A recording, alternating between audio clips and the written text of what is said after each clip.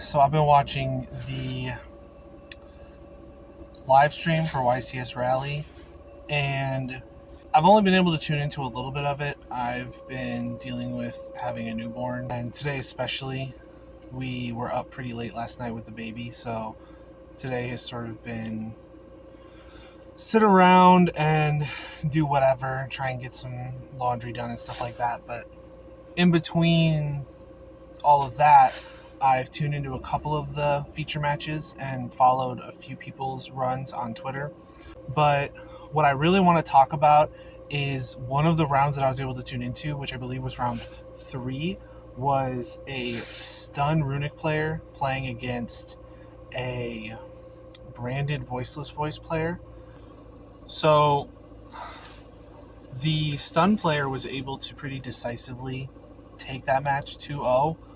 And I believe it was MBT who was saying that we may have to start taking stun seriously. Like, there's a lot of people that have said stun is not a deck that needs to be taken seriously. It's just a deck that sort of tops every once in a while. It's becoming increasingly obvious that that seems to be the case. A lot of people see stun as sort of like a deck that kind of exists on the periphery. It's not really a rogue deck. It's not really a tiered deck either. It's not even like a deck that's complete garbage. It's a deck that you play when you don't really know the format very well, or you just want to scum some wins. Or it's a type of deck that you play when you've sort of given up on trying to play Yugioh. You just want to tell your opponent no. But this format has proved pretty definitively that there is a place for stun in a format, and there's a place for it to not only exist, but for it to be a tiered threat among the top decks.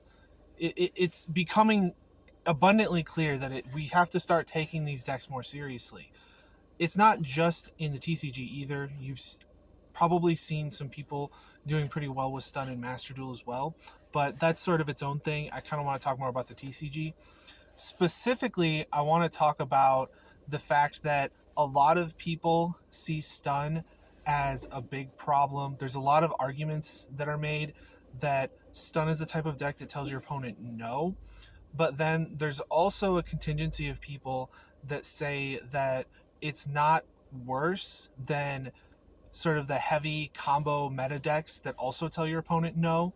Basically make it where you can't play the game because you are sort of overwhelmed by negation, which is an outdated concept to begin with, but even more so now that Baron and Savage are banned.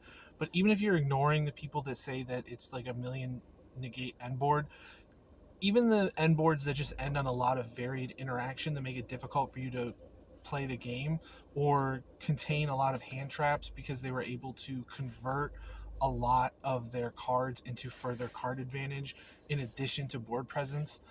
It's difficult to separate the two and say, well, this one is an okay way to stop people from playing the game and this one is not. But a light bulb went off in my head, and I think I finally figured out how to put into words why this argument doesn't work and why it's a bad argument. Let's go ahead and start off by talking about what exactly it means to be a stun deck. So stun decks sort of fall into three basic categories.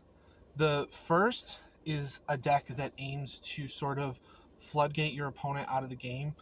A deck that on surface doesn't really have a game plan of its own. It doesn't aim to win the game in any specific way. It just aims to sort of make it where you can't win and hope that that's enough. The second one is sort of like a protect the castle type of situation. It's similar to the first one, but with the first one, you don't really have contingency plans. You sort of just play a bunch of floodgates, maybe play some protective cards and hope that you can win that way. Whereas there's another type of stun that aims to sort of have extremely targeted floodgates or extremely targeted interactions that the opponent can't play through, and sort of protect that lock. You could argue that Klee was a type of deck like this, where they ended on a towers, and then the rest of the deck was just stuff to protect your towers from possible outs. There's sort of a third one. These aren't necessarily different, they're more so building on each other. The first one aims to just sort of throw as many floodgates as your opponent as possible, try and limit the way that they can play the game in as many ways as possible. The second one tries to take that first idea, but then sort of targets the type of floodgates that they're using and the type of win conditions that they're going for, and then builds the deck around not only facilitating that win condition, but also trying to think ahead as to how the opponent could stop that type of win condition, and then targeting those counters and countering them. But there's been a new innovation in stun that I think has sort of elevated it above what stun has been up to this point. Now, pretty much every stun deck plays a lot of draw spells, a lot of cards that cycle through the deck, things like Pot of Extravagance, because they don't really care about the extra deck, and then things like Pot of Duality, because they don't really aim to special summon, and Pot of Desires to a certain extent, depending on what type of build you're playing. But with the introduction of the runic cards, you have a built-in draw engine that also doubles as a bunch of cards that can summon a monster to sort of build your board presence. They can summon out a monster that protects your back row in Hugin. They can summon out a monster that searches the field spell, also Hugin. And the field spell allows you to convert any of your spent runic quick play spells into draws. So you're not only able to sort of play the game and interact with your opponent and stop them from stopping you, but you're also able to then replenish those resources consistently. So why is this worse than something like a Snake Eye end board, or even something like the multi-negate end boards of years past? Well, the problem is that all of the power is relegated into singular cards. So think about it this way. If you are aiming to end on a card like Appaloosa, you're going to need to summon 4 monsters worth of material, and that nets you 4 negates. If you are looking to end on something like a Colossus, yes, Corridor is a 1-card Colossus, but you also need the setup to have a card banished, which means you have to have played the game at least a little bit. You have to have done something to be able to get a card banished, and then you have to activate the Corridor and summon it, putting the card back, and then you have to convert that Corridor into a Colossus. And all of those actions offer points where your opponent can interact with you. If your opponent can bell the card that puts a card in the banish zone, if your opponent can say gamma your Corridor, if an opponent can activate a card that sort of changes Corridor's typing, or a card that removes it before you have a chance to go into the Colossus, then that's one thing. But the fact is that if you're playing cards like Pachycephalo, or even if you're playing cards like Thunder King Ryo, unless you have something that can interact with the normal summon, you cannot deal with these floodgates. And if you are going second against stun, and they are able to stick a Pachycephalo or stick Thunder King Ryo, and you are stuck under these floodgates, there was no opportunity for you to interact. The only way you could possibly interact, the only way you could possibly do anything, is if you happen to draw a card like Imperm, like Forbidden Droplet, to be able to negate the monster's effects. But in addition to that, your opponent has now taken that Pachycephalo and put at least 2 or 3 back row behind it, possibly 4 if Pachycephalo is the only monster in their hand. And if they were able to convert some of their cards in hand into more draws, like through the field spell, or if they had drawn things like Extravagance, if they were able to do those things, you are now looking at even more cards in the back row that you have to deal with, and you really don't have a good way of interacting with those cards going second. The only really good way to deal with it is a card like Typhoon, but nobody plays that. Once you get to your turn and you're able to activate things like a Cosmic Cyclone, things like a Harpy's Feather Duster, all of their back row has now been turned on, and they now have the ability to interact with you in a way that you weren't able to interact with them when they were playing the game.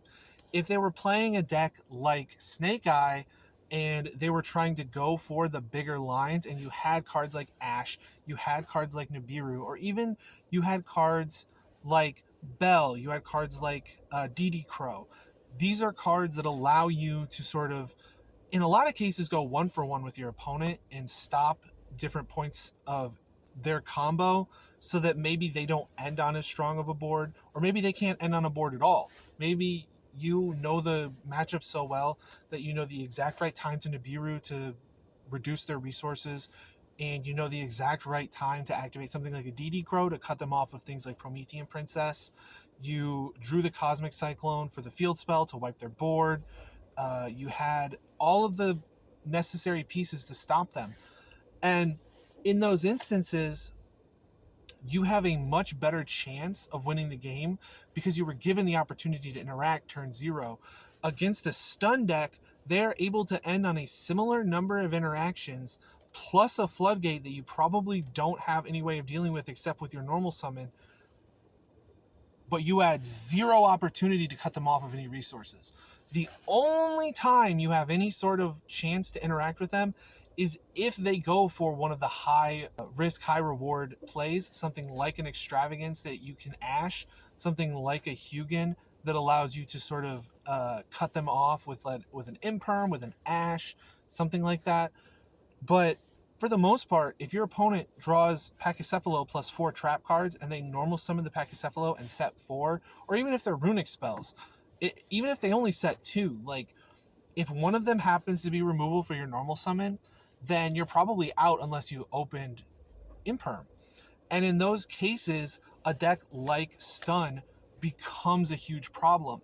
And the biggest problem that we're running into is that we are in a tier 0 format. In a more diverse format, Stun has a harder time dealing with all of the decks that it could possibly run into.